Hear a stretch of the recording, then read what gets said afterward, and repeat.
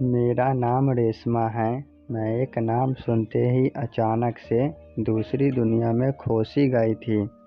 College की ज़िंदगी का आखिरी साल था और गर्मी की सुबह पेपर देने जाते वक्त पुराने दिनों की याद मुझे हमेशा की तरह आ ही गई थी। जब वह किशोरावस्था की चौखट पर जाकर खड़ी ही थी, उसे अपने रंग रूप पर थोड़ा थोड़ा गुमान होने लगा था। उसकी उम्र से कुछ साल बड़े युवा लड़कों की निहारती आंखें उसे इतना तो बता ही चुकी थी कि वह खूबसूरत है। जब भी वह कहीं जाती, लोग भीड़ से भी उसे निहारते।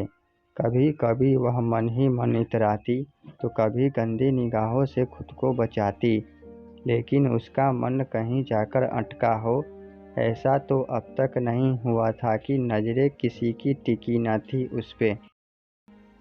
पर नजरें कमाल थी, सब ताकते थे उसको। वो बेमिसाल थी। एक रात चाची के घर बैठकर टीवी देख रही थी। उसी वक्त दरवाजे पर कोई आया था। दरवाज़ा खुला हुआ था। रेशमा ने झांक कर देखा तो बाहर कोई रिश्तेदार दरवाजे पर खड़ा था। चाची ने उन्हें अंदर बुलाया। रेशमा को इससे कोई मतलब नहीं था कि घर में कौन आया है। उसे बस अपने टीवी देखने से मतलब था, जो वह बड़ी ही मज़े से देख रही थी। इतनी ही देर में रिश्तेदार भी उसी कमरे में आकर बैठ गया जहां रेशमा तकिए से सिमट कर टीवी देख रही थी। लेकिन रिश्तेदार के साथ जो अजनबी चेहरा कमरे में दाखिल हुआ तो रेशमा का ध्यान अचानक ही उस चेहरे पर चला गया। सांवला सा चेहरा था। रेशमा चुपचाप उठकर किचन में चली गई, नाश्ता बनाने में चाची की मदद करने के लिए। देखकर भी अनदेखा करना जानते हैं, मगर ध्यान कैसे हटाए ये जान न पाया कोई। अब जा रहा है और बगैर बात किए वह चला भी गया। इन दिनों रेशमा ने जुदाई के पलों को बेहद करीब से जिया था, लेकिन ये वक्त भी ज़्यादा समय तक नहीं रहा। निशांत को नौकरी पसंद नहीं आई और वह 1 महीने बाद लौट आया। रेशमा की जान में जान आई। तुम क्या गए? वो एक एहसास चला गया। अपनों के बीच से उठकर कोई खास चला गया।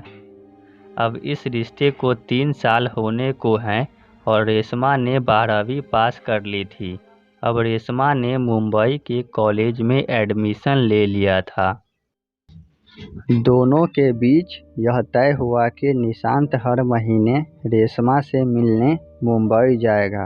रेशमा ने शहर छोड़ दिया और मुंबई में एक हॉस्टल में रहने लगी। यहाँ भी दोनों के बीच प्यार कम नहीं हुआ, लेकिन 2 साल बाद रेशमा की ज़िंदगी में कई सारे मोड़ आ गए थे। निशांत कभी मुंबई नहीं आया और रेशमा भी अब बदल चुकी थी। शहर की हवा का रंग उसके पैरों में लग चुका था और वह बहुत दूर जा चुकी थी।